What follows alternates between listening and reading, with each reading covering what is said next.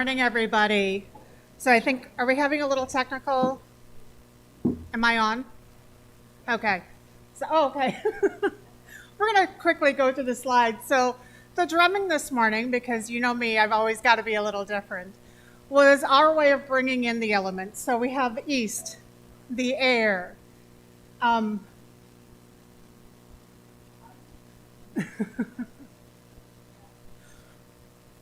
good thing ever goes unpunished. Yeah, you might as well take those down. We'll just go ahead and start from the affirming community. Drummers, thank you very much. Look, there they go. And the last one was the spirit. So we'll go ahead and let Alice get started.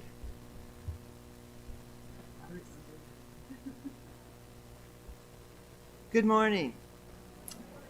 My name is Alice Martin. I'm chairperson of the board and pastoral care. And I'd like to welcome you. Better? There. I'd like to welcome you to our service here at Unitarian Congregation. When I was driving in, the autumn scene out in the country is stunning.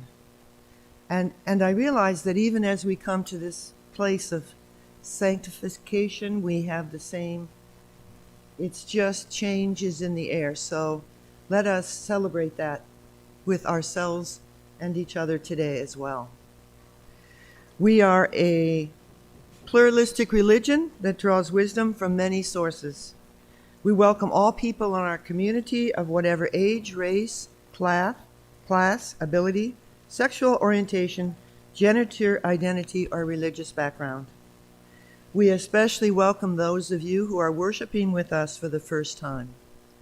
We invite you to join us downstairs after the service for coffee and snacks so we may get to know each other better. Guests are always welcome to participate in any activities in our community. If you would like more information, please ask anyone here a question because we all are part of that community. Yes, Elaine. Elaine, if you would like to join us.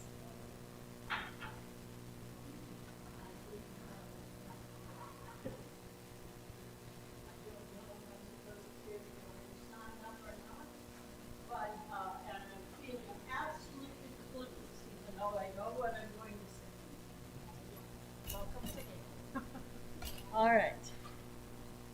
So I am doing the spotlight because these orange signs have been in our lobby since September 11th. And when I asked where they came from, it seemed like maybe they came from Iowa City and maybe a group called Grandmas, a group called Moms, something. Well, I'm responsible for distributing 100 of those in the eastern side of Iowa, and I hadn't picked mine up yet. So I took 3 of them, because I needed them then, and then every week I watched those orange signs be there and nothing be said. And so Alice said, "You want to do the spotlight?" And so I said, "Sure." And I came this morning and the orange signs are gone. I had to go to my car to get that orange sign. So I hope you know what the orange signs are about. And I think if the PowerPoint is working, there should be one simple PowerPoint up now. But I've spent a lot of time down at the farmer's market and various places saying, do you know what's on the back of your ballot November 8th? And this is the truth. I have only asked that. One man knew what was on the back of his ballot. And that excuse all you people that live in Illinois, because this is an Iowa amendment. But it's... Oh, I'm sorry. Okay. And so, well, anyway, there is an amendment on the back of your ballot. And Iowa is only one of 6 states that does not have an amendment for the right to bear arms. And that's okay. Put one in. But what they want to amend and put in with it, the lawyers for many sponsoring groups, including Unitarian Universalists and Methodists and Catholics, and I represent AAUW, strong supporter of it. Strict scrutiny. There will be no restrictions on the size of the gun or the age or anything else except under strict scrutiny. And the lawyers in our various organizations have told us that this means that even our existing laws, if anybody wants to challenge them, they can all be taken to court or whatever. So the objection is not to an amendment for right to bear arms. It's to those two words, strict scrutiny. And I will be happy to talk to you at coffee hour about it. And if you know who Rich Hendricks is, he probably has signs left. I've used all mine. Oh, you found them. That's what I was afraid. Somebody had just cleaned house. Oh, okay. So you're welcome to take a sign, and I'll be very happy. And since the PowerPoint never went on, I had two very nice PowerPoints, but I'm just going to read you a quick list of the sponsors. AAUW, of course, starts with an A, gets to be first. Catholic Peace Ministry, Episcopal Diocese of Iowa, Interfaith Alliance, Iowa Catholic Conference, Unitarian Universal Witness Advocacy Group, Methodist Federation. Nobody likes strict scrutiny. So thank you. Taryn, the sign says vote no. It just says vote no. Number one, paid for by Iowans responsible for gun laws. Responsible gun laws. And I have been told there are some vote yes signs out there. Which is frightening. Good morning. Our opening words this morning come from Andrea Hawkins Camper. Gather we now into this space, this time when the wheel turns and the veil shatters. Gather we now to remember, to grieve, to prophecy, to complete our harvest before the long dark comes. Gather we now to tell the old stories and sing the old songs, to be as we have always been, the voice of our people eternal. Gather we now to celebrate that which was, that which is, and that which will be. Gather we now as we have always done, united by story and bound by love. Please join me in the lighting of our chalice. The words should be on our screen. Should be. Okay. May this flame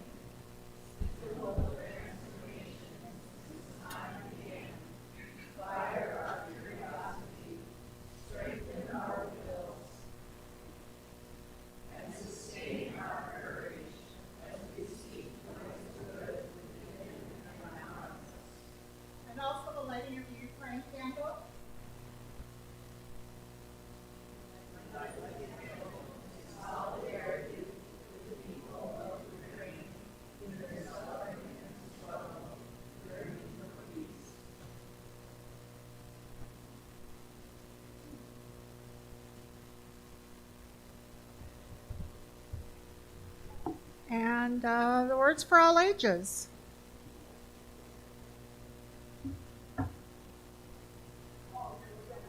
Or are we going to sing? I'm sorry.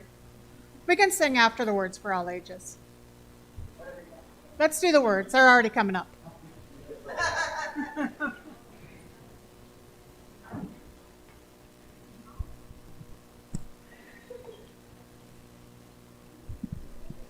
We're on.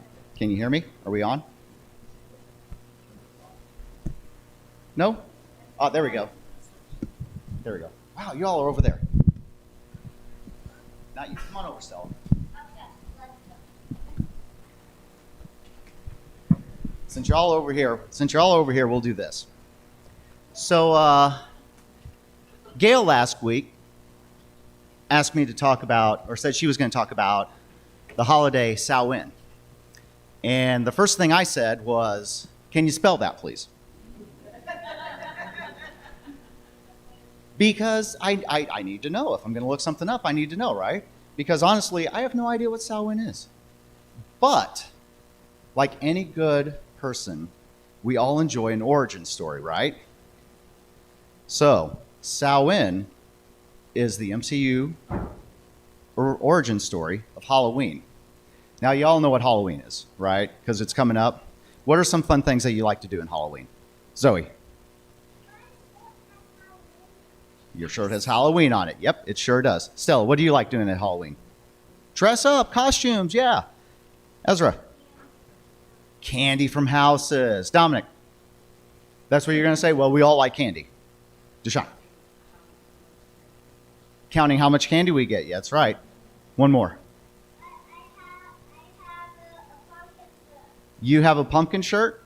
That's awesome. Okay, so I'm going to read to you just a little story. We'll talk more about this downstairs. I know you got plenty to say. We'll talk more about this downstairs. So I found this story about Samhain, and then I sent it to Gale saying, hey, is this accurate or not?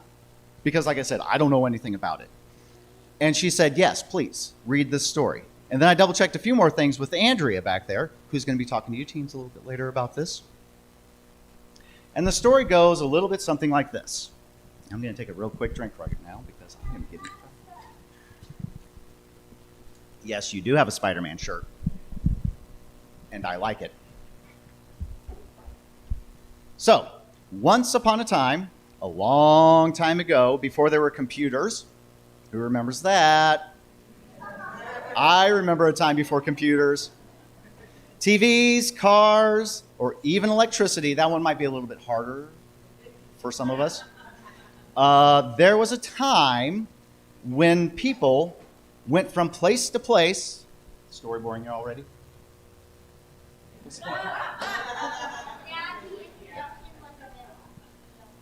Thank you. Always from my own kids. A time when people went from place to place by walking around or riding a horse. A time when families gathered near a fire to stay warm as the weather turned cold. A time when children like you would listen to stories, and stories that answered their curious questions long before people were called Christians or pagans. Christians or pagans, long before people were called that, yeah. There were a fair-skinned, dark-haired clan called Celts that lived on a beautiful green island. On this island, at the end of each summer, a harvest, they would take and have a huge party called the Festival of Samhain. And it's not spelled like that, just so that you know. It's spelled differently. It marks the end of the year when skies are darkened and the weather turns cold. They know that some among them may not survive the winter, but they gather and build giant bonfires and share their harvest with their neighbors and talk to their friends. For entertainment during the celebration, the Celts would wear costumes and talk and try to tell each other's fortune. They had fun dancing and singing and playing all sorts of games. And at the end of the celebration, they would carry embers from their fire in, any guesses? Not in their candy. In what? Torches? No. In turnips. That's not what you were going to say, was it? I'm sorry if I stole your answer. They would carry them around in turnips to light their fireplaces at home to protect them during the winter. Now, this is where it takes a little turn. One day, the Romans conquered the Celt lands. The Romans combined two of their festivals with the Celtic celebration of Samhain. One was called Furleia, a day in late October when the Romans honored the dead, and the other honored Pomona, the Roman goddess of fruit trees. And her symbol is an apple. So we got a lot of different things piling up here that kind of sound like Halloween, right? But not just yet, because it all seems a little mishmashed together. Well, let's continue on with the story, because honestly, it's not going to take too much longer. Many years later, Christianity spread to the Celtic lands. The Pope replaced the Celtic festival with a religious holiday. November 1st became All Hallowmans, or All Saints' Day. Is that something you guys have heard? Oh, okay. The night before, which was the night of Samhain, became All Hallows' Eve, and eventually Halloween. The celebration remained similar to Samhain. They still had bonfires and costumes and parties and parades. And then the Europeans, when they came to America, they brought their Halloween traditions with them. As all the traditions of different ethnic groups began to mash up, American versions started appearing, dressing up in costumes, going from house to house, asking for food or money. Who does that now? Money be nice, wouldn't it? Asking for food or money were customs in Ireland and England. These customs became America's trick or treat tradition. When the Irish came to America, they found that pumpkins were more plentiful than turnips, so they used them to carry their embers, their jack-o'-lanterns. And I just double-checked, this is only partially true. I learned something new just this morning. So that is the origin story of Halloween and some of our traditions that came from it. And it seems really weird to think that this thing that we do all the time, every year, that we look forward to doing, has these roots that are somewhere else, right? I like your ladybug. So, let's go downstairs. We're going to talk a little bit more about this. And thank you all for listening to me ramble.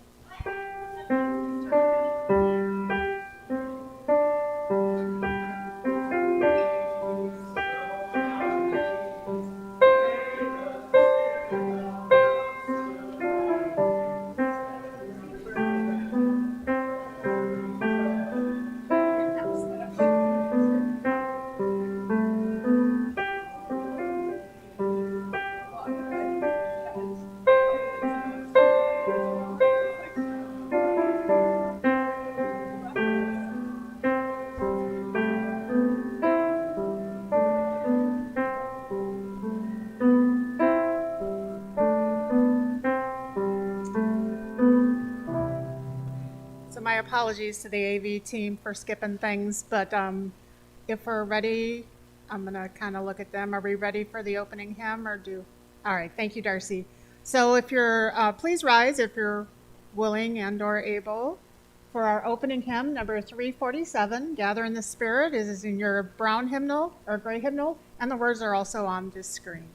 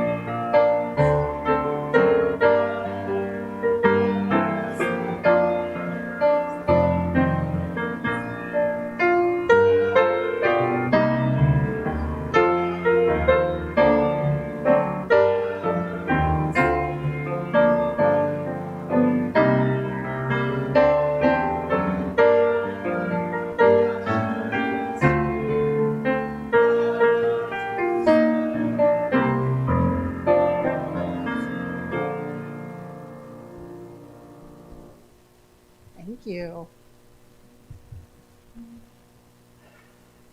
So for those of you who don't know me, my name is Gale Springer, and I appreciate being here so much. And I just wanted to say that real quick. I almost every face looks familiar to me today, but I'm sure there are some people online that I don't know. And for you, thank you very much for joining us. So this morning, my short reflection, we're just going to have a little bit of a chat. We'll talk about Samhain. Samhain is on the circle of the year. It's the final spoke of the wheel. At this time, the harvest is finished. The dying god is interred. And the goddess has descended to the underworld to be with her beloved. Above her, her people prepare for the veil between the worlds to thin. Dead ancestors will be visiting. And with the harvest tools put away, there's a new year to think about, resources to manage, goodbyes to say, and plans to make. Meanwhile, the now barren land gives way to the rulership of the crone. Witches, Wiccans, Pagans. We traditionally associate the Feast of Samhain with two aspects of the deity. The crone, sometimes some people call her the hag. I don't think she's a hag. I think she's awesome. And now I'm not looking at you, Deb. You. And the Lord of Death, who's also the Lord of the Underworld.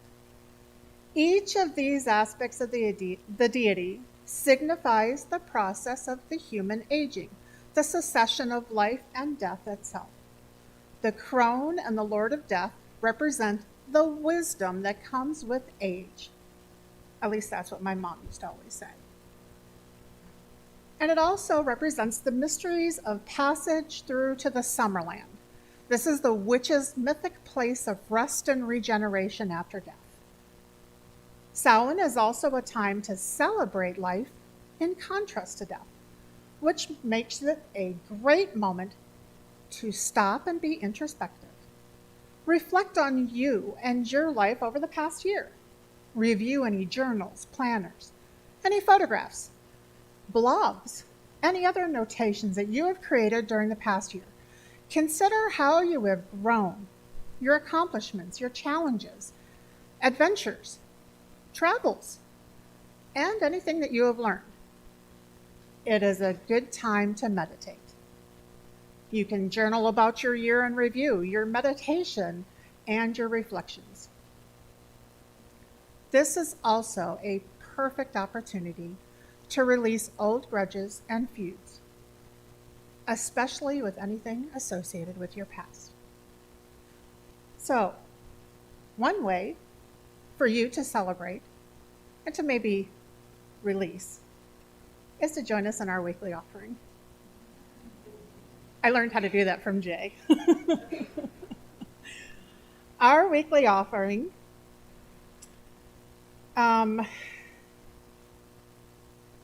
sorry, I didn't type this part up. It's a time to fulfill our weekly commitment to assist as we are able to into the greater community outside of our doors.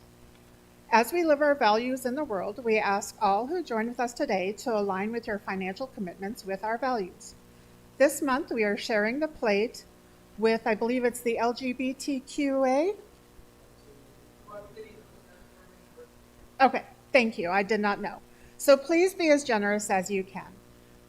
If you are online to donate, you can go to uucqc.org, and at the bottom of the page there is a donate button. Otherwise, I believe there is also information on the screen. So, and while we are doing this offering, we invite you to come forward and to light a candle for any joy or sorrow written upon your heart. If there are any written or joys or sorrows, we'll do those afterwards. So we will let this sacred time begin.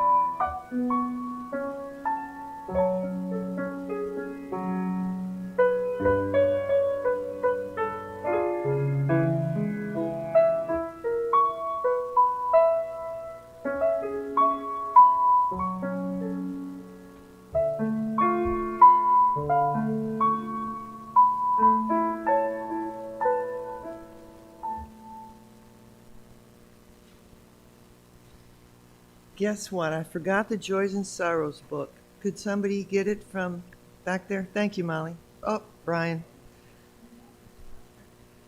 I have one thing to do. One thing to do. Thanks, Brian. So during this time, we do read from our Book of Joys and Sorrows, which is out in the entrance. And today we have from Lori, thanks to the cleaning crew who washed our beautiful, shining windows. Let's hear it for our cleaning crew yesterday.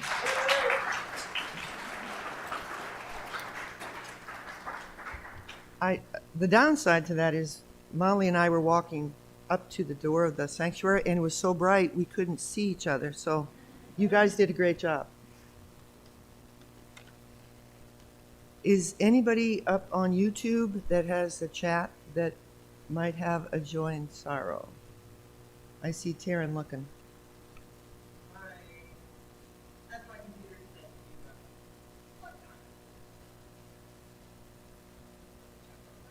It's that type of day. Oh, I know. That gets Yeah, fun, yeah. isn't it? Let's see what we got. I don't see Okay. anything up there. Okay. Thanks for checking. Let us become aware of the energy that brings us together in this place in our shared joys and sorrows as we move into a time of quiet. May we each open our minds and hearts to a peace and place of calm and allow the coming of love there is for each and every one of us to flow in. Let this time begin.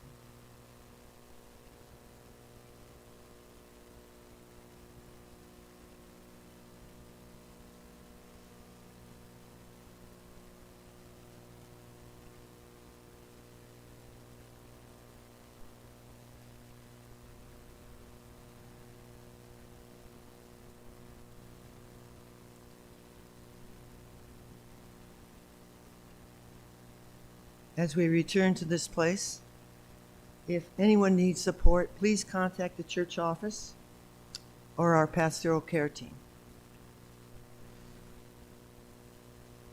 I will end this place with Go Boldly. May you speak your deepest truths, knowing that they will change as you do. May you sing the music within you, composing your own melody, playing your song with all of your heart. May you draw, paint, sculpt, and sew, showing the world your vision. May you write letters, poetry, biography, slogans, graffiti, the great novel, laying bare your words to love and hate.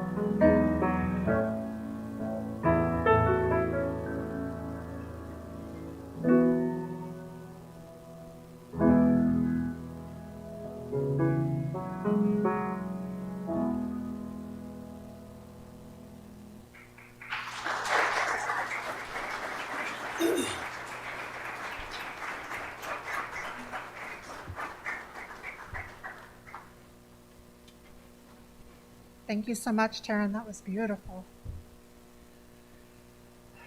All Hallows Eve, Halloween, Samhain, my favorite time of year. Not just because I can get a pumpkin spice latte. This is known as the Witch's New Year. Like I said before, it's a perfect time. It's a perfect opportunity to release grudges, feuds, anything associated with your past. And because Samhain is known as the Witch's New Year, you need to think of it as a reset, similar to New Year's celebrations. Look back on the past, not just the past 12 months, but both personal and historical. Look at the past and set goals for the future. This is why our ancestors are so often incorporated into Samhain rituals. We can look back, remember our ancestors, honor them, and release any grief or ties so that their souls can be free. And I know that that's easier to be said than to be done. Every year I look back and I cry. I cry over my mom. I cry over my dad. I cry over my grandparents. I cry over my cat. But that's what this is for. We all celebrate Samhain, and some of us celebrate without even realizing it. If you put up fall directions, if you clean your home, if you walk in nature and enjoy the leaves, or any other classic fall activities, you're actually celebrating Samhain. But something that you can purposefully do, something that I do, is I make an ancestors altar. Now, I know that Reverend Price is going to talk a little bit about this next week, and we've all been invited, if we want to bring photos of our ancestors. But this is something that you can do at home, too. You can honor your deceased members by gathering your photographs, your heirlooms, your memories of your family, your friends, your previous familiars. Like I said, my cat. I had a cat. Her name was Titas, because she was just an itty-bitty tita of a thing. But she was my familiar. And I always put her collar out as well. So you arrange them on a table, on a dresser, or any other surface with some votive candles, and you light these candles. They can either be real or fake, does not matter. It's your intent. And while you're doing so, you speak their names out loud and express well wishes for them. Thank them for being in your life and part of your lineage. And then you take some time and you sit quietly and you pay attention to what you are experiencing. You can, as I said before, you can journal. And at that point, you can make note of any messages that you may have received. So this ancestors altar, it can be created at this time of year at Samhain, or you can keep it up year round. A lot of us have an ancestors altar and we don't even know it. How many of us have pictures of our family on the wall? You have an ancestors altar. Congratulations. Something else I do, I visit a cemetery. Now my family's all up north. My mom and dad, my grandparents, even my pet, they're all up north, so I can't just visit them. But you can if they're around here, or you can do as I do. You can just go to a cemetery. Kind of just meander around, find something. If you feel like you want to stop, stop. Leave an offering, such as fresh flowers, dried herbs. Rosemary is a great choice. Fresh water. So when I do that, I find something that speaks to me, somebody. I'll stop. I'll say their name out loud, their born date, their death date, if there's a little epitaph on their headstone. And I'll stop and I'll breathe. I feel like this is my way of honoring somebody else's ancestor, as well as my own. My mom would strike up a conversation with a pole if it would talk back. So to me, this is my way of being close to my mom. She would talk to any stranger. There were no strangers. That's the best way to honor my mom. To honor my dad, give him a lecture. When you're on the arsenal, you do not go over 25 miles an hour. Heard that lecture so many times. Gave it to my son last weekend when he was driving. And yes, my heart was pounding furiously. Another thing that I have done is I get a white 7-day candle and put it in a window. And it doesn't have to be a real candle again. Some of us are afraid of that.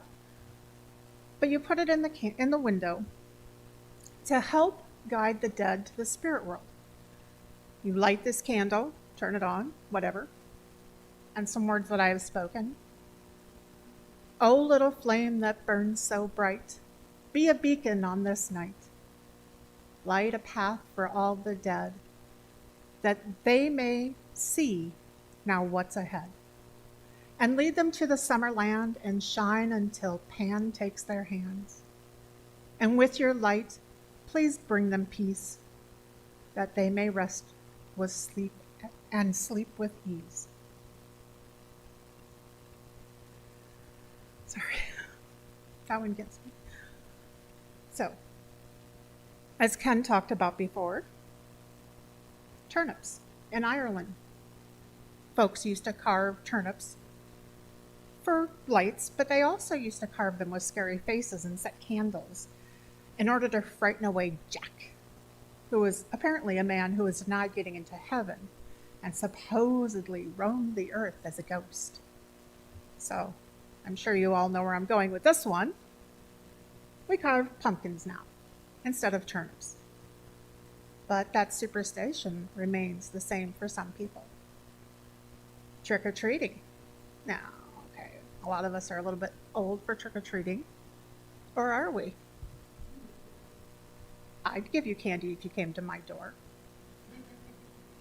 You could help with trunk or treat. But this started out as a pastime that was out of old Samhain practices. You know, starting in the Middle Ages, people would dress up like their deceased loved ones, hence the costumes, and go door to door, receiving offerings for the spirits of the dead. This is a way to honor those spirits, even if they couldn't be there in the flesh.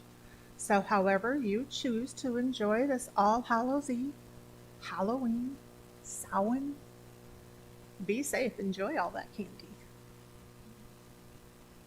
I'm going to make it a little short today.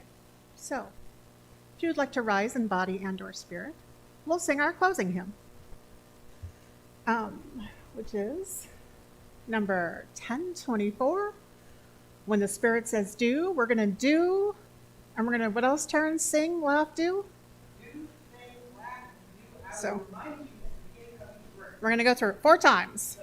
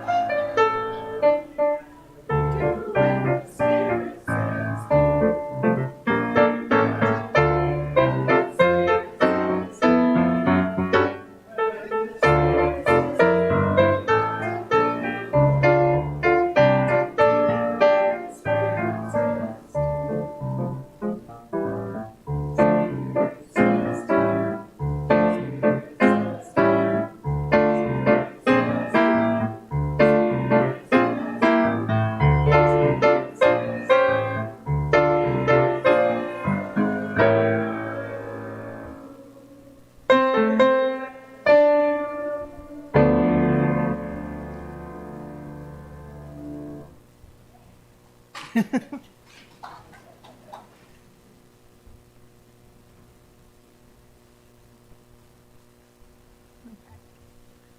wanted to check the screen before I went ahead because I've already freaked out the AV people enough today. So, and thank you guys. You guys are fabulous.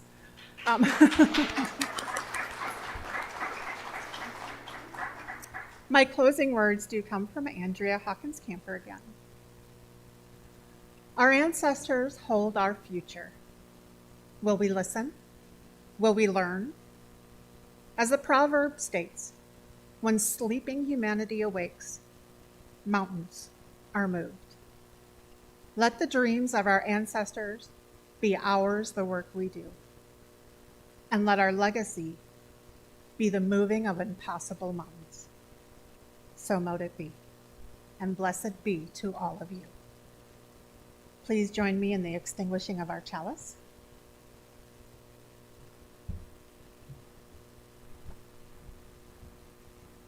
Sorry, they're coming.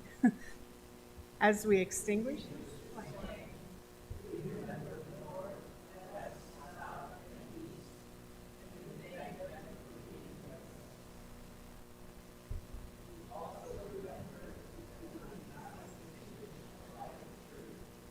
The warmth of the community, or the fire of commitment. These we carry in our hearts until we meet again. Merry part and merry meet again.